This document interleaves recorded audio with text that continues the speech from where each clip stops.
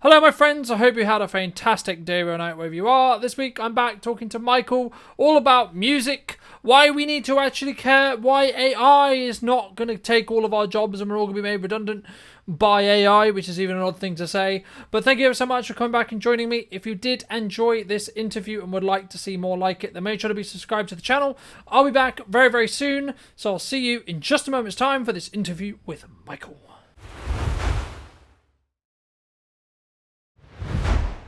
Yeah, hi, my name is Michael, and I run Black Lab Music. Black Lab is all about composing and producing bespoke emotive music for businesses in particular to use in their marketing and their branding in order to really connect and engage with their audience. Because once we have that connection and engagement, then we have brand loyalty, we have customer satisfaction, and all of that stuff leads to increase sales, and it all starts with engaging people at an emotional level with the music that we create that is associated with their product. So very think branding, think marketing, think how does music work within that business and at every touch point within the customer journey around all of that.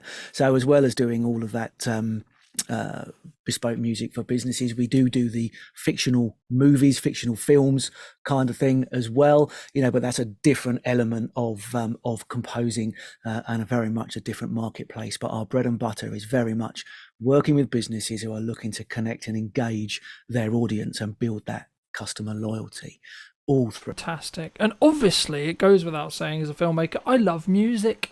I love using it. I love creating emotion with it.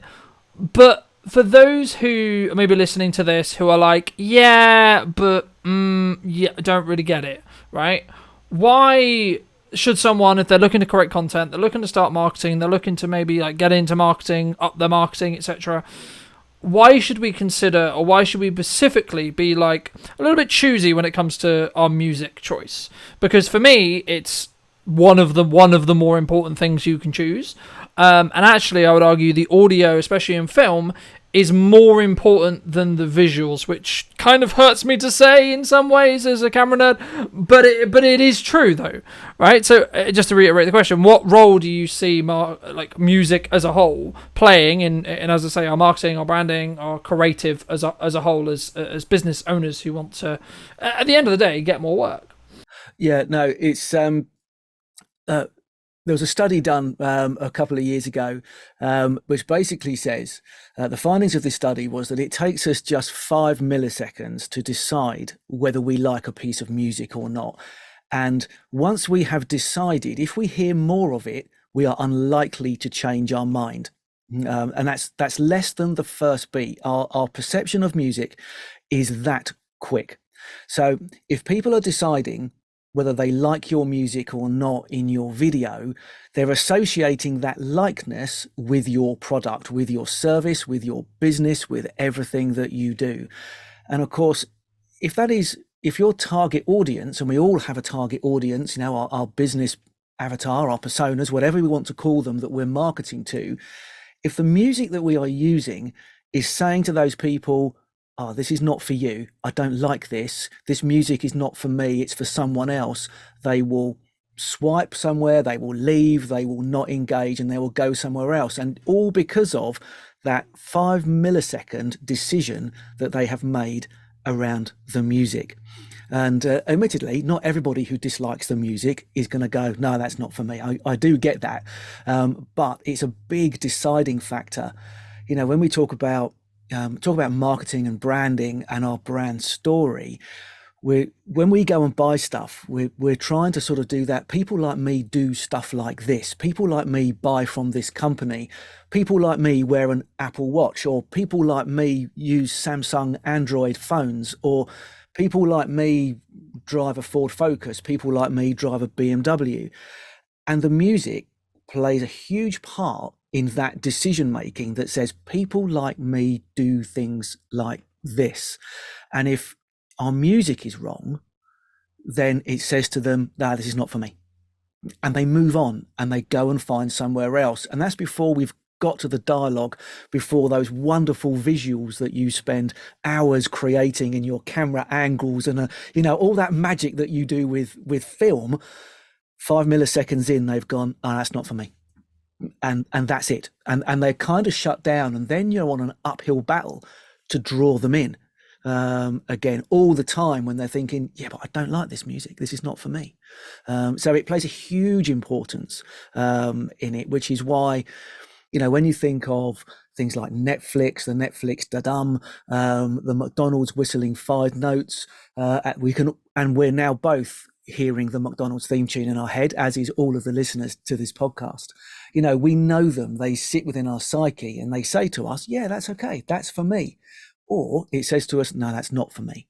And we go somewhere else. So it's very, very involved in our decision-making process. Before we get to dialogue, before we get to camera shots, people are hearing the first note of that music and then making a decision, and everything else is either uphill. I think it's like a lot of marketing, because I know that, TLDR marketing 101, you want to target a specific sector of people rather than everyone, right? So I'm sure you had it when I started in business. I was like, I do everything for everyone, and everyone is amazing, and I must talk to everyone, and it must be amazing. But the unfortunate reality, or the reality actually, is actually no. And personally, how I use music, how I use content, how I use these creative tools that we have access to, is to be that filter, right? Is to say, this is what I am and aren't, this is what I do and I don't, and are we a good fit? Maybe not, maybe, right? But how did you, I guess, come to, because there's a psychological hurdle right there, which is like, oh my God, I have to say no to someone, or oh my God, I have to have an opinion, right? Because it also comes into, to an extent, what you're willing to share online, what you're willing to share as part of your marketing, right? Even if we go super, super corporate, by the fact of being completely neutral on everything, you're actually saying nothing, right? In my view, right? And for me, one of the struggles I had, and one of the struggles I hear from my coaching clients all the time when it comes to marketing, is I don't know how to work out which hills I'm going to die on, right? Is the analogy I'll use here. But for those people who are maybe listening, I mean, how did you specifically choose, okay, these are the fundamental values, these are the fundamental principles, these are the fundamental things that I'm going to die on, so to speak, regarding hills? Yeah. Well, when I started, in Black Lab, when we started composing music, I just said I compose music for everybody, and my tagline was, we compose for video, film, and everything in between. And it's like, we just compose music, and that is essentially what we do. We compose and produce music. But there are many people, many people that compose and produce music. There are many people that produce video, like you. And there comes a point where you go, you know what, I am so much for everybody that actually nobody wants to work with me. And there's that marketing phrase, is that no one wants anybody, everybody wants somebody. And they want somebody whose values that align. They want somebody who they can trust to deliver, because they know that they do that sort of thing in what they deliver. And you come to that point of going, I've got to be somebody. So who is the somebody I'm going to be? And just composing music is too broad, because everybody composes music. There are kids age 15 in their bedrooms with GarageBand on their iMac, producing music, and they're producing it far cheaper than I could ever do. They don't have a mortgage for a start, but they're producing it, and they will put themselves on social media as a composer. And I'm sure it's the same with the smartphone generation of filmmakers. There are people out there saying, I'm going to go and make a film for you, I can video this, do that, and they're using their iPhone. So there comes a point where you go, I can't just be a composer. I can't just be everything to everybody, and I need to focus on it. And I used to do advertise audio engineering as well. So I used to do audio restoration for people like yourself. I would do all the Isotope RX stuff, clear out the when it goes horribly wrong on set, and there's lots of horrible noise for yes. TLDR version. Yeah. My nemesis is teacups and spoons. I seem to have removed so many clinking teaspoons on teacups in my career, but I stopped doing all that on the basis of that was being everything to everybody. And it's like, now we just focus on primarily those businesses that really want to engage an audience in branding and marketing. And that came down to realizing my history. I have a long history in strategic leadership in large scale public sector organizations, and I understand business leadership and management of it. I have a master's degree in management as well. And then I suddenly realized that I was going to networking events and talking with people. All the time I was talking about music, they were kind of not interested. But as soon as I started talking about investment, return on investment, sales, marketing, branding, the journey, engaging those target audience, all the things that they were interested in, it's like that then opened sort of their ears pricked up and they wanted to talk about that. And that's where I started pushing into, right, we now do branding and marketing in audio terms and compose music specifically for those businesses that want to really engage in branding and marketing terms on it, because I found that I understood it. My clients understood it. We could talk the same language and I could interpret what they're talking in management terms in music that they didn't understand. So it was being able to bridge the gap, if you like, standing between them and the music as someone who understands their language and the language of music. That's how I came to where I am. I tried to be everything to everybody. It didn't work. And then it was more, I stumbled into it by accident of, being able to bridge the gap. I think there's a really important point, and it did want me to bring up the concept around positioning, around messaging, around how we articulate ourselves, because I think, especially in the creative industry, so whether you're a photographer, music producer, graphic artist, etc., performer of some description, so on, anything else that you could throw under the creative terminology, I think there's this balance, and even in the corporate world as well, we're starting to see it as well, which is this principle between how much business ROI, talking to the marketers and the leaders and the managers and the corporate CEOs and the corporate decision makers do I create, versus this personal brand kind of, I'm going to call it hype train, right? Personal branding has been around for a long time. It's otherwise known as your reputation, but there's now a lot of people who focus on just personal branding, which I found very interesting. And to an extent, it's something that I've always played with, but I've also just now kind of gone to the approach of, I'm just going to do what I enjoy on social. I'm going to enjoy and just put it through the filter of, does this help you remember what I do? Yes or no? Right? So that's the simplest TLDR answer. But how do you balance it between, like, let's get to know Michael and actually this is why I'm a good commercial partner for you? When it comes to music production, when it comes to EQing, when it comes to me as a video person going, actually, you can save that audio, which I thought was atrocious because there's a lady with a teacup, for example. Yeah. Yeah, don't start me on ladies or men with teacups. Or men with teacups, for that matter. Anybody with teacups, let's be honest. Let's just ban teacups when we're doing video. And coffee, and coffee cups, yeah. Anyway, we're getting tangential. Carry on. Yeah. Oh, anyhow, yeah.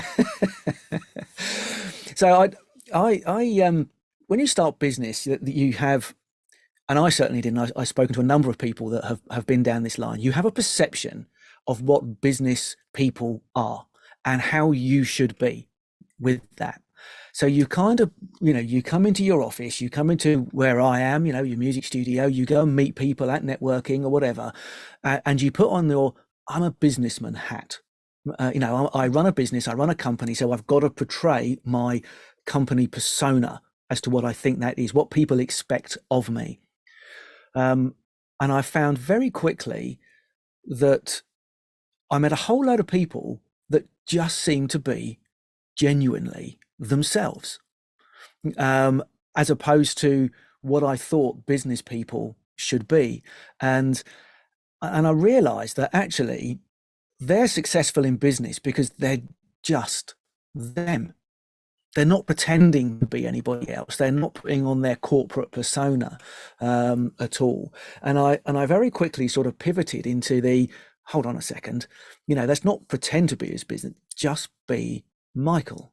Just be Michael from Black Lab. He has a Black Labrador, so start talking about it, start talking about this general stuff that is the person. And I came to realize that everything that we do in business is a relationship event. every conversation that we have, every interaction, everything on social media, every whatever it is a relationship event. And it can either build a positive relationship or it can start a negative one and work downhill from there, kind of thing. And I just became very aware of how to make sure that I was just me and not pretending. So I talk about businessy stuff. All on my LinkedIn, I've been running a whole series of posts around the importance of audio branding, what audio branding is, how to do it, how to leverage it, how to monitor it, how to get return on investment, how to know that you are successful with your audio branding. And then I also posted a picture of me sitting in the garden resting my ears. Literally, I'd been sat here in the studio for hours and hours, and as you know, you saw the post, I think, and all of my business posts get a few engagements, but the one of me sitting in the garden was literally a selfie with a cup of coffee, resting my ears. I blew out the what is my best engaging post ever, and it says to me that actually people want real. People want, I'm going to hate to use the A word, but authentic, because no one really knows what that means anymore. It's talked about so much. Everybody's sort of gone, I don't really know what authentic means, but it just means, be yourself. It was just me being myself. It was a relationship event. This is what I do. This is what I do. I sit in the garden, I sit in this chair, and people have gone, oh, wow, I love that. And it inspired a lot of conversations. But all that businessy stuff, I know that people in the background, the people that aren't engaging are also seeing it and they're also reading it. And, I've had a couple of messages today from people going, oh, I saw your post on audio branding 3 weeks ago. And I just wanted to ask, so it gets through, but it's balancing the two. Because ultimately at Black Lab, when we set up the company, we spent more time writing about our culture and our values as opposed to how we were going to make money. And we felt that our culture and values were really important. And part of that is about being relational, having a good relationship with everybody that we meet, getting to know people, being friends with people. And if people just want a transaction, yeah, we can do that. But they're not our ideal client coming back to business. Our ideal clients are those that actually want to build a relationship and want to build something for the medium to longer term. And that comes down to balancing, this is who I am as a person. If you like me, you like me. This is what we are as a company. If you like us, you like us. Let's go do business together on those two footings. Because let's be honest, we've all had clients that we don't like, and we've probably all been a client of someone who didn't like us somewhere along the line. And I think it comes to a point where you go, you know what, let's just try and aim for both, personal, professional, build relationships with both side by side in tangent. Everything is a relationship event, either for the company or for me as the person. And I think it's to an extent, it's something that you need to come to terms with yourself, right? And it's that without going really spiritual and really psychological with it, it's like an inner decision you have to make, and that's why I referred to it as deciding what hills you're going to die on, because it's kind of in the same way. Why are you with the friends you have? Why do you invest with the people you have in your life? Why are you close to your family? Why are you with your partner if you with it are or not, etc. So on. Why do you surround yourself with these people or not, right? And then how do you invest your time? How do you invest your energy? What are your boundaries? And this is a larger conversation, of course, but it's all the same in business, because we're all talking about relationships and building trust and building this know, like, and trust factor, which is in crux why we do marketing, why everyone spends most of their life marketing their business, hopefully. And from what I found, at least, the actual serving client element is actually probably only about 30 to 40% of a profitable business, to be honest with you. The rest of it is actually your passion projects, is your reach, your outreach, your facilitation, your marketing, your whatever, etc., etc. And I think when you start tackling it as that mindset and you understand that that's what it is, it makes marketing a lot easier. Because you're then just talking about things you're passionate about. You're then just talking about things that have happened, the takeaways that you've had. I mean, more recently, as you may have seen, and the audience may have seen as well, I've got into film and wildlife a lot more, been talking about that on social media. Okay, a lot of people Mhm. may say, "Well, that's not really corporate Yeah, Colin. Where's the money in it?" It's like, well, there doesn't necessarily have to be, right? And now, of course, there is a level of commercial element because yeah, I'm working on some films that, in theory, is if they're seen by the right people, I could then be hired to film wildlife. Sure, fine, right? But that's not the objective. The objective is, hey, by the way, I've done this thing. I think it's quite cool. I'm quite excited about it, so I'm going to share it, yeah, right? And I think you should constantly evaluate what you're doing content wise. You should constantly evaluate what networking events you go to, who you're talking to, how you're generating these leads, right? Sometimes in a tangible way, yes, e.g., is it actually creating the interest, the views, the leads, whatever it may yeah, be? But also, are you enjoying it, right? Are you getting, yeah, or are you in a position where you have to take those clients that are like, oh, great, right? You get an email, you're like, oh, for God's sake, right? And we've all had those clients, and if you haven't yet, just wait, you will. And the crux there is like, how can you get yourself to the position where your demand is so high that you can only say yes to the ones that you want, right? yeah, And it's at and you don't have to necessarily negotiate on yeah, price as much and or at all, etc. Because the people you're working with do wholly value what you do and they specifically want you to do it, right? yeah, Now, there's a big balance and act, and this is why I wanted to sort of touch on price, right? Because I know there's a misconception that we talked about before the show that with your industry, but also with my industry as well, which is if you don't have thousands and yeah, thousands and thousands and thousands and thousands, hundreds and hundreds of thousands of pounds, then you can't use us, right? Then you can't possibly use us, right? Now, does some production, and I'm sure it's the same with you, does some production jobs become significant amounts of money? Sure. Yeah, absolutely. What's the scale of your project? How many crew is it? How many locations is it across how many days? What yeah, kind of quality are you looking for? So on, so on, so on. These are all things we look at when we quote a job, right? But also, I did a job at the weekend for, less than £1,000, right? So that's feasible. That's yeah, doable. Also, a couple of weeks ago, I did a job for multiple thousands of pounds. So it's a balance. But yeah. from your industry specifically, is there that misconception? And if so, why do you think it's there? Yeah, absolutely there is. As soon as I say I am a composer for the media, a media composer or composer for video and film, people think that I stand in Abbey Road with a London Philharmonic all day. I have a top hat and tails, and I'm holding a baton, and I'm conducting an orchestra for it. And they go and they instantly have that, oh, I can't afford you perception. There is that element to it, because that is what they have seen John Williams do in various documentaries or the behind the scenes, and that's what they see happens. Now, I'm very happy to do that if you want to pay me to do it. Let's just make that point, but it's not going to be cheap. However, as you can see for those watching and for people that are listening, I'm sat in my studio at home, in front of my desk, in front of my computer, and I can produce a full orchestral score, authentic orchestral score that your listeners will not know the difference between what was recorded live in Abbey Road and what was produced here.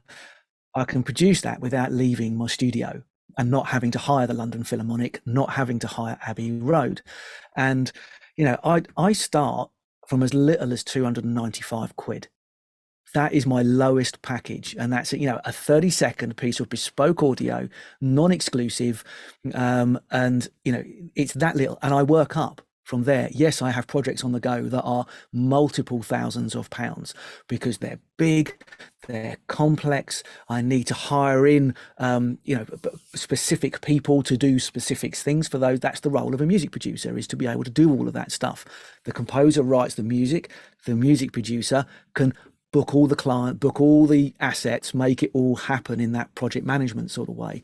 So as a composer and a music producer, yes, I have clients that are projects on the go that are multiple thousands of pounds for it.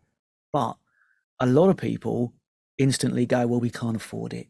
And this is the barrier that I'm forever trying to break down. Such is modern technology now, is that, I have multiple real live recorded orchestras in my computer with all the different bowing techniques. For example, take a violinist, they can bow the violin 20 different ways. I have all of that. It's a real violin that has been recorded in Abbey Road, funnily enough. And I can make an authentic sounding score very, very quickly, very, very cheaply. It is absolutely, it's a huge barrier. As soon as I have this conversation with people, they go, "Oh, I didn't realize." And I kind of say to myself, "Oh, I should have charged more." So, It's really true, and I think sometimes it's a balance. And what I would say to those entrepreneurs watching is, you need to ask yourself, what do you need to make this week, this month, this year, right? And then yeah, what do you want to make this week, this month, and this year, right? And the reason why I split yeah, them differently is because what you need to make is when you need to take the jobs and the clients that you're like, oh god, this person sent me an email, right? Or maybe it's not a perfect job because of the budget. Maybe it's not a perfect job because of X or Y or Z or so on and so on and so on. Right? But if you need to make the money, then make the money, right? But if you're in a position where you don't yeah, need to make the money and you're in the yeah, want category, oh, I want this thing, I want this, da da da, then great, fantastic, right? Then you can be a bit more picky and mm, choosy, right? Because you're in a different reality, right? And that's why I always try and ground yeah, my coaching clients in this reality situation, right? What's your reality? Because we can both sit here and go, oh yeah, things are amazing, things are wonderful, but we're the only ones who actually know our reality, right? And, mm, do you have six yeah, months worth of what you need to cover financially? Okay, great, cool, strong position, mm, right? Do you have three? Do you have less than three? Do you have less than, etc.? Have you got debt? So on and so on. These are things to think about, right? And this will change how you operate as a business. This will change the jobs you take, right? Or should change how the jobs you take. But I'm going to address a semi-elephant in the room, right? Which has been, I think, kind of an interesting conversation across both of our industries, which is the advent of AI as a concept, right? This concept of artificial intelligence, right? mm. Because some people might say, well, okay, Colin, okay, Michael, yeah, but I can get that done by AI. Can I? Yeah. Music isn't there yet. There is some low level. Now, what I've seen there's been huge debate around AI in composer circles, and especially for film, TV. Why wouldn't a video editor want to go, oh, I need a low level corporate background score that's 30 seconds long that does this, and type in a couple of sentences, and then 3 seconds later, there is a bit of music there ready to go for it. Why wouldn't a video editor want that? I can't think of a single reason. And what I'm seeing in the talking about the royalty free music side of the business, those £10 a month artlist subscriptions or Epidemic, other royalty free music libraries are available. And being able to download just a very simple backing, um, just to fill that sort of space in background noise, basically. I think AI is very much going to move into that market. I think that is going to be very quick and very easy for AI to do very, very soon. However, what we're talking about here is that human relationship, and that sort of emotional connection element. AI can't do that yet, create that emotional connection for it. There's a lot of also a huge move in the industry around saying, actually, we don't want machine learning. For example, Deezer, the third biggest streaming platform behind Spotify, Apple Music, then you get Deezer, which is France-based. The chief exec, Daniel Elk, has just removed 24 million tracks of AI-generated noise content from his platform because he's saying people want to engage with artists.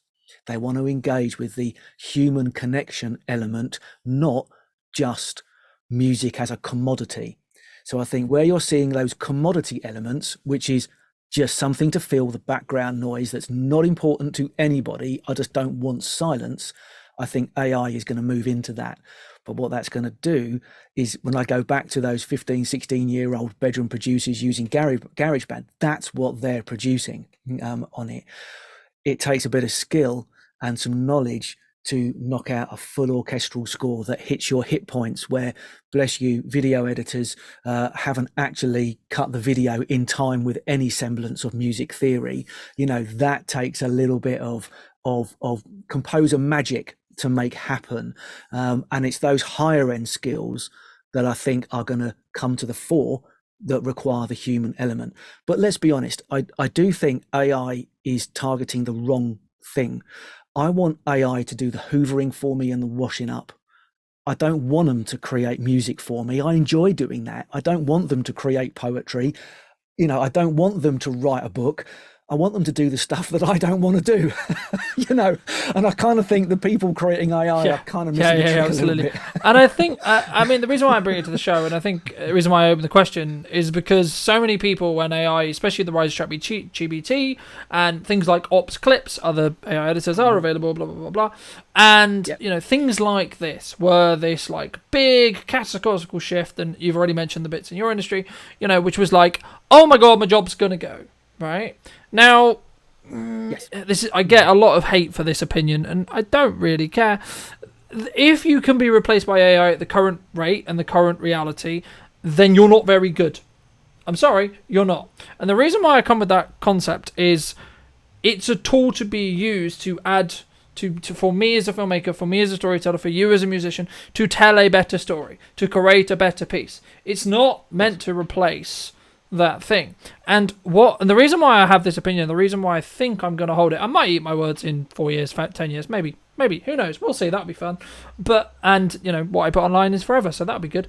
But the reason why I hold the opinion is because a lot of people are getting very hemmed up and very concerned over something which they shouldn't be concerned over, right? Because, we saw it with this new video generation, Sora, OpenAI's platform. It's very, very good for B-roll, but people are still going to buy from people.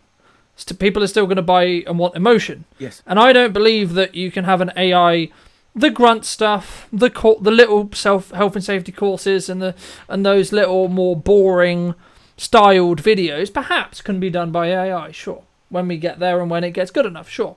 But creating a masterpiece that leaves an actual, real, in-depth conversational connection, real in-depth, you cry, you feel, you have an emotional reaction to a film, to a piece of music, etc. I don't believe AI will ever be able to do ever, because it's not human by process, right? It's a computer, therefore, unless it can create an emotional engine that it can then generate and gain data upon and then use that, etc., I don't believe it's going to be able to do that as good as a human, because yes, it can teach itself. Yes, it can learn from itself, but it's not going to be able to make that synergy. And however good we make ads, however good we make marketing, however good we make content, it's still the middle bit between a person talking to another person about what they say, do, etc. Yes. And that's I think the thing that people miss. I think that's what people sometimes get a bit hemmed up, even when it comes to like ChatGPT writing your post for you, right? Which we experimented with. It was good. It has its pluses, it has its benefits. The reality is, actually, people are getting slightly pissed off with it now, right? In my experience.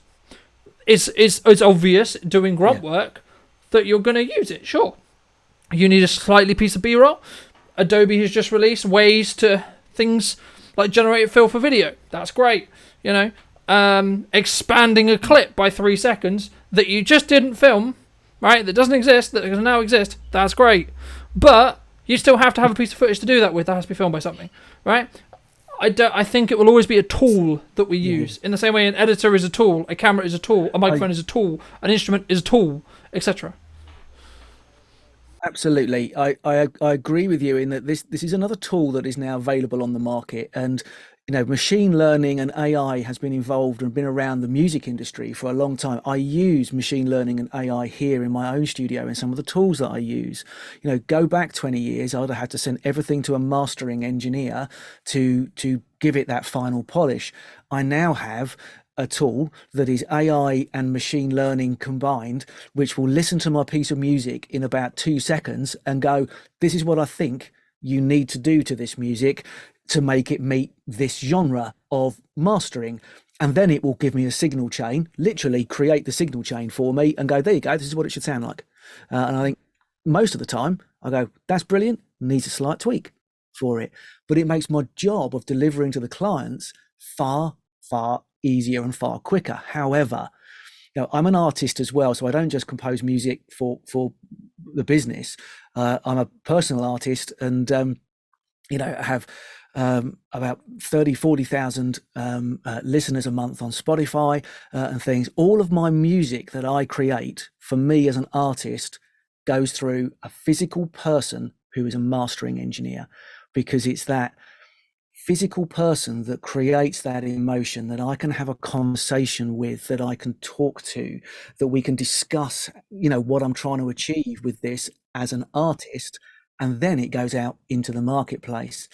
And that resonates with my audience and my fan base on Spotify, on streaming. Now, do I do that for all of my business customers? No. Do I do it for some? Yes. It all depends on what the purpose is, but it's a tool to be used. Again, as a creative, it's a tool to be used. And I'm sure that there are, the mastering engineers that I use are trusted professionals that I know that I can't do their job. I know I can't do that. They are the top of their game. And I know that AI can't do their job either, because they're at the top of their game. No, I completely agree. And I think it's something which people need to consider if you were in that camp for a while, or are in that camp for a while, of like, oh my god, ChatGPT is going to take my job as a copywriter, or oh my god, Ops Clips or other editor is going to take my job as an editor, right? As I said, it's these are tools to accelerate your growth, accelerate what you do, allow you to do more, allow you to create more custom projects that are actually arguably more pushing you as a creative, whether that's a custom piece of music in your case or a custom film in my case, etc. And it's one of those things, but I didn't want to, it feels wrong not to talk a little bit about sound mastery or sound manipulation. Because I know there's going to be some people who listen to this who are video creators, who are, people who deal with audio, right? What should we be doing with our audio? Mm-hmm. Obviously, cleanly record it as much as possible, right? That goes without saying, right? But what do we do then, right? Mm-hmm. So what if we do have that clinging woman, man, woman, etc., right? Cup a reality. What would you recommend as someone who works in audio all the time, right? Every day, 7 days a week, 5 days a week, however many days you work, right, etc. What do we do? What would you recommend people do? And obviously, it's going to be custom towards it, but rough rules of thumb to follow. Okay, first rule of everything: get it right at the source. Get it right. Just record it right. And you'll be surprised how many people that I speak to don't record it right. And I speak to a lot of people that make film and videographers, and they say something to me like, oh yeah, I don't really think about the sound. That's just what comes afterwards. I'm more focused on the picture. I'm thinking, that is why you're paying me to remove these clinking spoons from these teacups. And of course it's get it right at the source, thinking about your microphone position, thinking about what microphone you're using, the environment that you are in, what is the ambient noise. It might look absolutely impressive standing someone in front of a waterfall from a film perspective, but that white noise of the waterfall is going to be horrific in all of your audio, and you're not going to be able to remove it because it's white noise like you wouldn't believe. And a number of times I've had people come to me and I just go re-record it. It'd be quicker and cheaper just to re-record it. So first rule, think about it at the outset before you press record. Get it right at the source. Everything from that moment, it's about creating a cohesive piece of audio. So everything working together to build the final product. And what often happens is that dialogue and then backing music or background or however it is, the music, they're thought of as separately. So we focus on doing, getting the dialogue at the right volume, and then we put on some music that sits underneath it, and then we set that roughly a little bit lower in volume so that the dialogue's a bit prominent. But actually, a lot of the time, the music and the dialogue are working against each other. They're in the same frequency range. There's stuff happening in the music that is in the right frequency range for the dialogue, and it's just masking each other, and it just sounds a bit of a mess for it. So one of the things that I always do for my clients is carve out space for dialogue. Now, a recent LinkedIn post of mine says this: dialogue is king. It's king. If there's dialogue in your video, it's king. It's the one that everybody's got to hear. How many times on TV do we spend the time riding the volume control on the remote, and then the adverts come on and blast my ears. It is, isn't it? And then you've got to quickly turn it down or mute it for the advert. I mute the adverts now because they're so much louder than the program that I'm watching. So I don't actually listen, simply because of the mismatch in volume. Not creating a cohesive experience for the listener means that all those adverts that people have paid to have on in between the program I'm watching, I'm not going to listen to because your volumes are wrong. So creating that absolute broadcast quality at the right level, thinking about your output levels, and there are standards for this. Broadcast is minus 23 LUFS.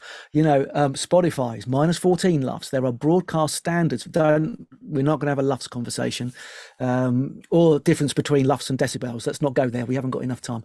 But it's a standard of how loud stuff should be.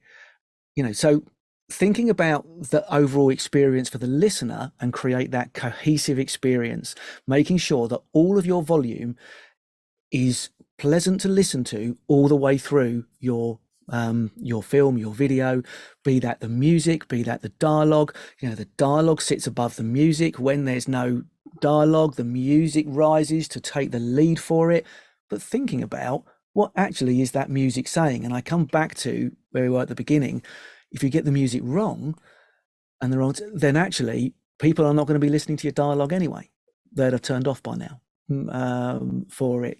So get it right at the source, and then start with the end in mind is rule 2 for me. EQing it right, compressing it right, dealing with the noise reduction, getting rid of the blank space, the hissing, the noise floor, all of that stuff. Top quality audio reflects on your company.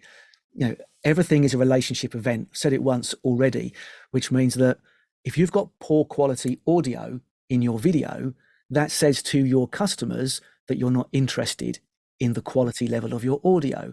What else do you not care about the quality in? Do you not care about the quality of your product either? Because you don't care about the quality of your audio. Or, everything is a relationship event, and we want to give our customers that best experience that reflects the high quality nature of our business, because we want them to think people like us do stuff like this. We come all the way back round to that marketing element again. And if we're not going to EQ it, if you're not going to compress it right, if you're going to mix it wrong, if you're standing in front of a waterfall whilst stirring a teacup with a spoon, it's not going to be good. No, I completely agree. And just from my own experience, final quick test, one of the best pieces of advice I was ever given by another filmmaker when I was starting out was the audience, the person consuming, should never have to touch their volume rocker ever. Right? Now, regardless of how the scene changed, regardless of what music's there, regardless of what sound design's there, blah, blah, blah, blah, blah, whatever, they don't give a shit. They shouldn't have to touch their volume rocker at all. It should be set where they're happy. Whatever device they're listening to will change how high that is or how low that is, right? But they shouldn't then have to change it throughout the song, throughout the film, whatever it may be, the piece of content you're creating, right? And if you follow that logic, I think you'll be pretty good regarding audio. Of course, you can tweak it, and there's levels to audio like everything else, etc., etc., etc., right? But that's the one simple piece of that I would pass on as a filmmaker, which is just listen back to it one more time. Every time you do a piece, every time you do a pass, build a system in place. I have a system whenever I do a client project or any project where I go, okay, I'm going to now watch it again when it's finished and listen. What sounds off, and look at your decibel hit level, right, in your editor, because all these editors, and I'm sure yours has as well, which is like, this is what's playing and this is where the level is, right? If that level is different related to 2 bits of dialogue, tweak the dialogue. If the music suddenly gets really, really loud and is slightly overpowering the dialogue again, maybe change and tweak that music level down, etc. And then do your color pass, then do your sound effect pass, then do your etc, etc, etc, etc. Because especially if it's bad audio, I think there was a study, and I wanted to end on it, can't remember exactly, but it was at the TLDR of the study was someone will always look at bad visual if the audio's okay. If I open a video and it goes and I can see the waveform that I just made and it's horrible, if it's like that the second you open it, you're going to click off instantly, right? and then you've lost your audience. Then you've lost it. That you've lost your person, right? You've lost your target audience, and that's something which I think, especially beginner filmmakers, they either don't have the microphone close enough, so they don't have to boost it, or they don't invest in something as simple. I just so happen to have it as a recorder that just so happens to sit on my desk. To give you more control, to give you more examples of this is how I can control my audio. These are the options I have in my audio, etc., etc., etc. And just as you said, microphone placement, etc. But for those who have really, really enjoyed this conversation, really, really enjoyed learning about audio, and want to continue to learn about audio and music and etc., where can people find you, Michael? Come and find me. I'm online, obviously. Our website, www.blacklabmusic.co.uk, or come and find us on LinkedIn or Facebook or And Insta. for those who have got this far, what final piece of advice would you leave them with as we part ways for the time being in this episode today? I feel under pressure to have words of wisdom for people. What I'm going to say is start with the end in mind. We've already been talking around the user experience. If you are investing in video and that's got music or whatever, if you're creating something you're investing in, then think about the outcome in your audience. First and foremost, make sure it's a positive one, not a negative one. Thank you so much for joining me, ladies and gents. I hope you took value from this interview with myself and Michael. I'll leave his links down in the description down below if you want to go check him out and follow him on LinkedIn and all the other places he mentioned. But thank you ever so much for coming back and joining me once again. If you did enjoy this piece of content and would like to hear how video can help your business in 2024, I'll also leave my information down there as well. But thank you ever so much for coming back and joining me, and I'll see you very, very soon.